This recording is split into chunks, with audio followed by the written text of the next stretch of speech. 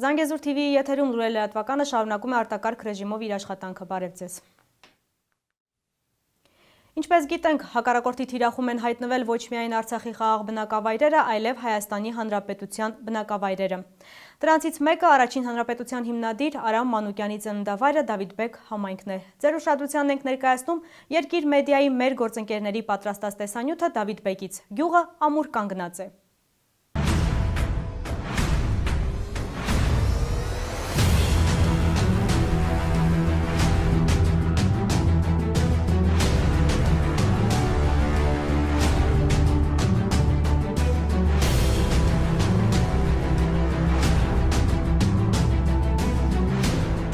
Սյունիքի մարզի Կապան խոշորացված համայնքի Դավիթ Բեկ բնակավայրում ենք։ 18-րդ դարի հայոց ազատամարտի առաջամարտիկ Դավիթ Բեկի անունը կրող եւ Հայաստանի Առաջին Հանրապետության հիմնադիր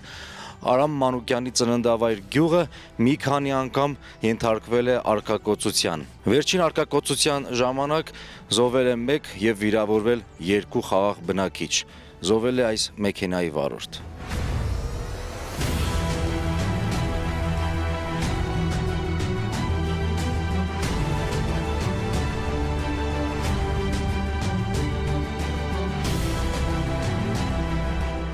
Խփել են գյուղին, եսի մեկս թե այս ծառի մոտա տրակ է, մյուսն էլ մի աննատրակ է, հեսա որ գնանք ցույց կտամ։ Ամեն դեպքում խնդիր չեմ տենում, էլի դրանց պատասխան տալ ենք շատ ուժեղ պատրաստ ենք։ Մարտական է բոլորիս ոգին, բոլոր ջահելները մի բռունցք դարած, գյուղում կայնած են ու սաղ պատրաստ են, որ ամեն ինչ անելու ենք, որ մեր հողը թուրքը ընդհանրապես դաժե իսյան չնայի։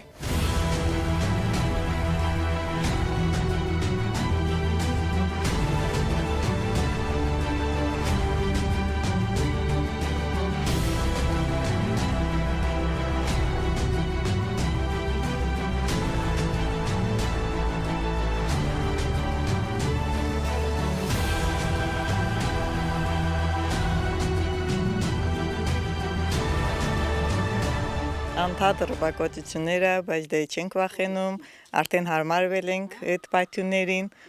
դե ապաստանում ենք ապաստարաններում,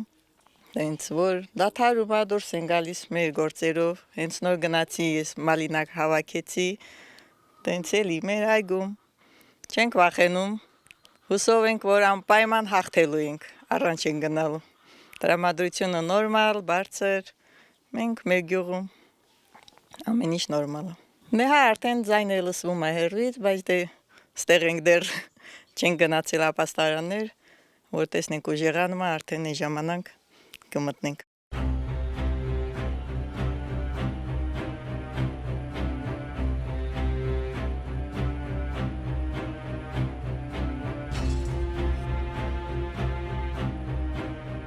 Պատերազմի հենց առաջին օրվանից մեր բուժկետը վերալիցքավորվեց բոլոր պարագաներով եւ վիրավորները տեղափոխվում են մեր բուժկետ, առաջին բուժօգնությունը ստանալով տեղափոխվում ենք Կապանի բժշկական կենտրոն։ Եվ ես շնորհակալ եմ նաեւ մեր թոշակառու բուժքույրերից, ինձ մենակ չթողնելու համար։ Առաջի պատերազմի ժամանակ նույնիսկ մենք այսքան շատ օգնող ձեռք չունեինք։ Իսկ հիմա շատ է, շատ։ Բավական է մի բան պետք լինի, անմիջապես ուղարկում են։ Առաջի պատերազմն ու այս պատերազմը համեմատել իրար հետ չենք կարող, սխալ կլինի համեմատել։ Հիմա մենք կրվում ենք ամբողջ մուսուլմանական աշխարհի դեմ, այդպես կասեմ։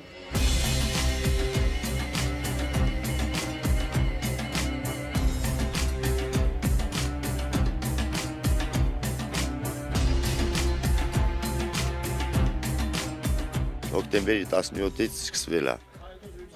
Ասենք հակառակորդը թիրախավորել է Դավիթ Բեկ գյուղը։ 17-ից մենք սկսել ենք։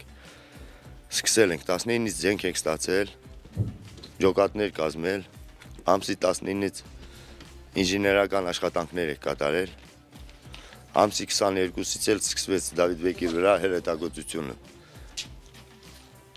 Ու անդադ շարունակ ամեն օր կարելի ասած, ամսի 29-ից, ամսի 2-ին եղավ ամենաուժեղ հրետակոծությունը Դավիթ Բեկում։ Ինչ վնասներ եք կրել ենթակա։ Վնասներ կրել ենք, լրիվ տները, գոմերը, անասունները, ոնց ասեմ, գերեզմանոցն է վնասվել։ Մարդկային կորուստներ ունեցել են խաղաղ բնակչությունից։ 2 հոգի խաղաղ բնակիչ, իսկ կամավորականներից էլ եղել է։ Տրամադրություն նորմալ է, հաղթական է, մարտական։ Տենց չի, Դավիթ Բեկն հենց օրեր է տեսել, 90-ականներին էլ է տեսել, ոնց ասեմ, այն վաղտ մեր սահմանը պաշտպանել ենք, այսօր էլ պաշտպանելու ենք։ Հաստատ թուրքը չի մտի մեր սահմանը։ Մենակ ենք եւ պետք է ապավինենք միայն մեր հույսերին, թե ճակատը պաշտպանելու եւ թիկունքն ամրացնելու առումով։ Արամ Մանուկյանի այս խոսքերը, որ հնչել են 100 տարի առաջ, շատ արդիական են նաեւ այսօր։ Արամի ծննդավայրում բոլորը գիտակցում են այս խոսքերի ճշմարտությունը եւ մտածում են նույն կերպ։ Մենք դրանում համոզվեցինք։ Լինենք ուժեղ եւ հաղթանակը անպայման մերը կլինի։ Արթուր Մկրտչյան, Արթուր Պապյան, Երկիրն այսօր։ Այժմ ծանոթացեք ժամը 12-ի դրությամբ առանձնացված լրահոսին, որից հետո կներկայացնենք առավել թարմացված լուրեր։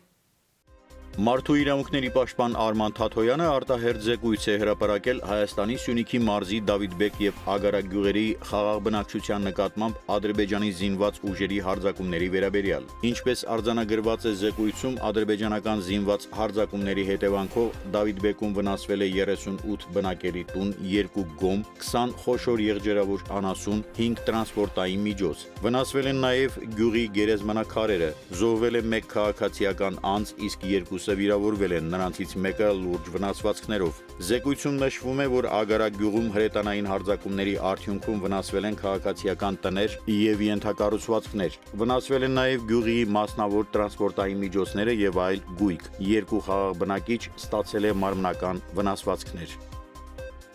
Նոյեմբերի 5-ին եւ լույս 6-ի գիշերը ռազմաճակատի բոլոր հիմնական ուղղություններում մարտական գործողությունները շարունակվել են։ Պաշտպանության բանակի ստորաբաժանումները պաշտպանողական արդյունավետ մարտեր են վարել եւ թշնամական ուժերին ռազմատեխնիկական ու մարդկային մեծաթիվ կորուստներ պատճառել արևելյան, հարավային ու հարավ-արևմտյան հատվածներում։ Շուշիի ուղղությամբ թշնամական գրոհային խմբերի բազմակի հարձակման փորձերը նույնպես կասեցվել են։ Հակառակորդը լուրջ կորուստներ է կրել նաեւ հարավ-արևմտյան Բերձորի հատվածում։ Հարձակողական գործողությունները թշնամական ուժերի կողմից ճակատային գծի բոլոր ուղղություններում շարունակվում են։ Բանակային ստորաբաժանումները լիարժեք կերպով վերահսկում են օպերատիվ մարտավարական իրադրությունը եւ քայլեր են ձեռնարկում թշնամական ուժերի հետագա հայտնաբերման եւ կրակային խոցման ուղղությամբ։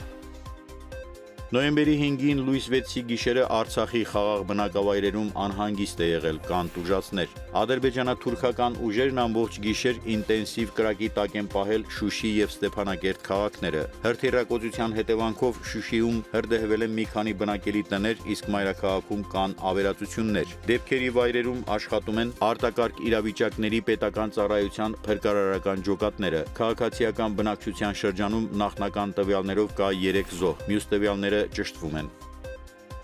Արցախի հանրապետության պաշտպանության բանակը շարունակում է տեղորոշել եւ ոչնչացնել գրոհի պատրաստվող ադրբեջանական ստորաբաժանումները։ Զինուժ մեդիան տեսանյութ է հրապարակել, նշելով, որ ներկայացվող կադրերում երևում է Բերձորի հարակից անտառներում հայկական կողմի գործողությունների արդյունքում ոչնչացված շուրջ 10 միավոր տեխնիկան, այդ թվում նաեւ հետևակի մարտական մեքենաներ եւ իսրայելական հետևակի մեքենաներ։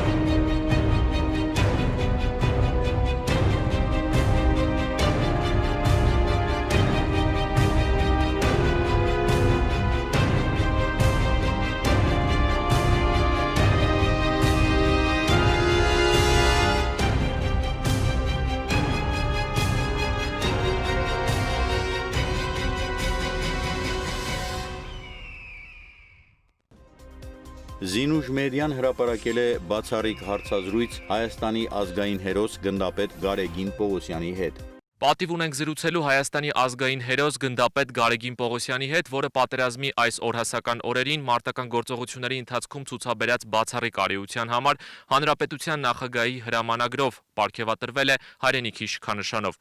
Պարոն գնդապետը այս պահին էլ մարտական բնագծում է եւ իր ստորաբաժանման հետ շարունակում է անառիկ պահել հայրենիքի սահմանները։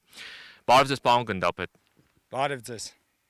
Պարոն գնդապետ, առաջին հարցս, որ անմիջապես կուզենայի տալ, իհարկե հաշվի առնելով ռազմական գաղտնիությունը եւ չբացելով որոշ փակագծեր, կցանկանայի ներկայացնեիք այն մարտական խնդիրը եւ այն հաջողությունը, որ ունեցել եք։ Իհարկե այնքանով, որքանով որ ենթակա է հրապարակման։ Հիմնական խնդիրը եղել է ջախջախել հակառակորդին, թույլ չտալ հակառակորդի առաջ խաղացումը, ոչնչացնել կենթանի ուժը եւ զրահատեխնիկան, ինչպես նաեւ շարասյուները։ Զորամասին հաջողվել է բարձր ցուցանիշներով ջախջախել հակառակորդի առաջշարժումը, ջախջախել հակառակորդի կենթանի ուժը, զրահատեխնիկան եւ ավտոշարասյուները։ Զորամասը ամբողջ հրետանու խմբավորմամբ ներգրավել է այդ գործողություններին, ջախջախելով հակառակորդի հրետանային, ականանետային եւ ռեակտիվ մարտկոցները, ինչը մեծ ազդեցություն է ունեցել, որպիսի մեր հետևակը կարողանա լիարժեք մարտվարի, ինչպես նաև թույլ չենք տվել հակառակորդին առաջ շարժումը խորքից։ Պարոն գնդապետ, ինչ է փոխվել ձեր կյանքում, ձեր ծառայության մեջ ազգային հերոսի կոչման արժանանալուց հետո։ Սա իմ կոչումը չի, սա ինձ չի, այլ իմ զորամասի, իմ ընդհանուր անձնակազմի ձեռք բերված հաջողություններն է, որը որ մենք վաստակել ենք ընդհանուր կոլեկտիվով, համախմբված մեր կոլեկտիվի ընդհանուր կազմով, դա բոլորինս է։ Հետևելով մարտական գործողությունների ընթացքին, որոնք մինչև օրս շարունակվում են, ինչ է կարծում, ինչպես է գործում մեր անձնակազմը առաջնագծի բոլոր ուղղություններով եւ որն է մեր զորքի հաջողության բանալին։ Մեր հաջողության գաղտնիքը կայանում է նրանում, որ մեր մարտական ոգին բարձր է, մենք պատրաստ ենք ջախջախելու հակառակորդին եւ ես, իմ անձնակազմը բոլորս պարտավոր ենք հաղթելու ու հաղթելու ենք։ Համոզված լինեն բոլորը, որ հայկական բանակը հզոր է, ամուր է, կանգուն է եւ պատրաստ է իր արժեվ դրված բոլոր խնդիրները կատարելու։ Պարոն գնդապետ, որպես հրամանատար ինչպես է քաջալերում ձեր զինվորներին։ Անձնակազմի շրջանում տարվում է աշխատանքներ, որպեսզի անձնակազմը լինեն միասնական, օգնեն մեկը մյուսին։ Իմ ամենամեծ խորհուրդը, որ եղել է անձնակազմի շրջանում, լինել անվտանգ, լինել թաքստոցներում, մշտապես հոգ տանել անձնակազմին, որպեսզի հակառակորդի ակտիվ կրակոցներից լինեն պաշտպանված եւ անվտանգ։ Որպես ազգային հերոս ինչ չիրագործված նպատակներ ունեք եւ որոնք են առաջիկա անելիքները։ Առաջիկա անելիքները ու մեր նպատակները դա այն է, որտեղ ունեցել ենք մենք նահանջ, պետք է մենք ամեն ինչ անենք, որպեսզի հետ վերադարձնենք այդ նահանջված տարածքները, հասնենք մեր խրամատներին, որտեղից որ մենք հետ ենք եկել եւ ինչու՞ չէ նաեւ առաջ շարժվել դեպի հակառակորդի տարածքները, նոր տարածքներ։ Եվ վերջում ինչ կարևոր ուղերձ ունի ազգային հերոսը մեր հայրենակիցներին։ Մեր հայրենակիցներին իմ ուղերձն եմ հղում, որպեսզի բոլորս միասնական, միանանք, համախմբվենք, պայքարենք հակառակորդի դեմ եւ հասնենք հաղթանակի։ Մենք հաղթելու ենք, մենք պարտվելու իրավունք չունենք։ Մեր ազգը ոչ մի անգամ չի պարտվել։ Հակառակորդը պետք է հասկանա, որ ինքը չի կարա հաղթի մեզ, մեր հային, քանի որ մենք հզոր ենք, մենք ամուր ենք, մենք ունենք հզոր, անպարտելի բանակ, պետք է հակառակորդը համոզված լինի, վստահ լինի, որ ինքը չի կարալու իրագործի իր ծրագրերը պատերազմի միջոցով։ Հայը միշտ եղել է, մնում է, կա ու մնալու է։ Շնորհակալություն, պարոն գնդապետ։ Կանադայի վարչապետ Ջասթին Թրյուդոն եւ Ֆրանսիայի նախագահ Էմանուել Մակրոնը հերախոսային զրույցի ժամանակ քննարկել են Լեռնային Ղարաբաղում իրավիճակը եւ ահաբեկչության դեմ պայքարը։ Առաջնորդները շեշտել են հակամարտության դիվանագիտական կարգավորման կարեւորությունը։ Կատալոնական Բերգա քաղաքը ճանաչել է Արցախի հանրապետության անկախությունը, այս մասին հայտնում է Բարսելոնի մշակութային Հայաստան ասոցիացիան։ Ընդունված բանաձևը նաև դատապարտում է Ադրբեջանի ագրեսիան ընդդեմ Արցախի հանրապետության, խոսվում է այն մասին, որ Ադրբեջանը ռազմական հանցագործություններ է կատարել, մասնավորապես խաղաղ բնակչության դեմ օգտագործելով կասետային ռումբեր։ Արցախի դեմ ադրբեջանա-թուրքական վայրագությունը շարունակվում է։ Առավոտից Ստեփանակերտը կրկին հերթիրակոծվում է կասետային ռումբերով։ Թշնամու թիրախում քաղաքն է բնակելի շենքերով, քաղաքացիական ու հանրային ենթակառուցվածքներով հրթիռն ընկել է բնակելի տան վրա, զոհվել են քաղաքացիական 3 անձ, 2 եղբայրները եւ նրանց տատը։ Արցախի փրկարար ուժերը որոնողափրկարարական աշխատանքների արդյունքում փլատակների տակից հանել են քաղաքացիների դիերը։ Պայթյունից մասնակի վնասվել են նաեւ հարևանությամբ գտնվող բնակարանները։ Աշխարհահռչակ հայ կինոռեժիսոր Արտավազդ Փելեշյանը իր բնություն ֆիլմի 15,000 եվրո հոնորարը փոխանցել է Հայաստան համահայկական հիմնադրամին հաջակցություն Արցախի։ Այս մասին տեղեկանում ենք կինոաշխարհ կայքից։ Բնություն ֆիլմը նկարահանվել է Ֆրանսիայի Foundation Cartier հիմնադրամի եւ Գերմանիայի ZKM ֆիլմ արտադրող ընկերության հետ համատեղ։ Ֆիլմի պրեմիերան կայացել է 2020 թվականի հոկտեմբերի 23-ին։ Այն պետք է ցուցադրվեր նաեւ Գերմանիայում, Մոսկվայում, Միլանում։ Իսկ նշանավոր System of a Down-ը 15 տարի անց 2 նոր երգ է գրել, որը նվիրված է Արցախյան պատերազմին։ Ինչպես տեղեկացրել է խմբի մենակատար ռոք երաժիշտ Սերժ Թանկյանը, երգերից գոյացած գումարը կուղղվի պատերազմից տուժած ընտանիքների օգնության տրամադրմանը։ 9 ամսվա կտրվածքով ունենք առնվազն 0,5% տնտեսական աճ նախորդ տարվա նույն ժամանակահատվածի համեմատ։ Լրագրողների հետ զրույցում խորհրդարանում այս մասին ասաց էկոնոմիկայի նախարար Տիգրան Խաչատրյանը։ Վստահ եմ, որ տարին կավարտենք ավելի բարձր ցուցանիշով, որովհետև 4-րդ եռամսյակում կամփոփվեն խաղողի բերքի վիճակագրական ցուցանիշները, որոնք նախորդ տարվա նկատմամբ էապես բարձր են եղել, ասել է նախարարը։ Թվեր չնշելով նախարարը վստահեցրեց, որ 2020 թվականին կլինի բարձր տնտեսական ակտիվություն, քան նախորդ տարի։ Առողջապահության նախարարությունից հայտնում են նոյեմբերի 6-ի ժամը 11-ի դրությամբ հանրապետությունում կորոնավիրուսային հիվանդության դեպքերի ընդհանուր թիվը հասել է 101,773-ի, որից 61,782-ը առողջացած, 1,506-ը մահվան ելքով։ Նախորդ մեկ օրում արձանագրվել է կորոնավիրուսային հիվանդության 2210 նոր դեպք։ Առողջացածների թիվը ավելացել է 1647-ով, մահվան դեպքերինը 30-ով։ Նախորդ մեկ օրում արձանագրվել է մահվան եւս 7 դեպք, երբ հիվանդը ունեցել է կորոնավիրուսային հիվանդություն, սակայն մահը վրա է հասել այլ հիվանդության պատճառով։ Այդպիսի դեպքերի թիվը հասել է 397-ի։ Լեռնային Ղարաբաղի մարտերում Սիրիայի զինյալների մասնակցության վերաբերյալ Ռուսաստանի արտաքին հետախուզական ծառայությունը ճշգրիտ տվյալներ է ստացել։ Այս մասին հայտնել է Ռուսաստանի արտաքին հետախուզական ծառայության տնօրեն Սերգեյ Նարիշկինը։ Նրա խոսքով ԱՀԾ-ն ճշգրիտ տեղեկություններ ունի մարտական գոտում ահաբեկիչների ներկայության մասին, այդ թվում Մերձավոր Արևելքից ու առաջին հերթին Սիրիայից։ Այս տվյալները մենք ստանում ենք մի շարք երկրներից, տարբեր աղբյուրներից եւ մեր տարբեր գործընկերներից, գործընկեր ծառայություններից, Մերձավոր Արևելքից, Միջին Արևելքից, ասել է Նարիշկինը։ Վարգոնզո նախագծի լրագրող Սեմյոն Պեգովը տեսանյութ է հրապարակել հրթիռակոծվող Շուշիից։ Սուրբ Ղազանչեցոց եկեղեցում երգում է Տաթևի թեմի առաջնորդ Բագրատ Սրբազանը։ Այժմի համար այսքանն ենք նախատեսել։ Կհանդիպենք։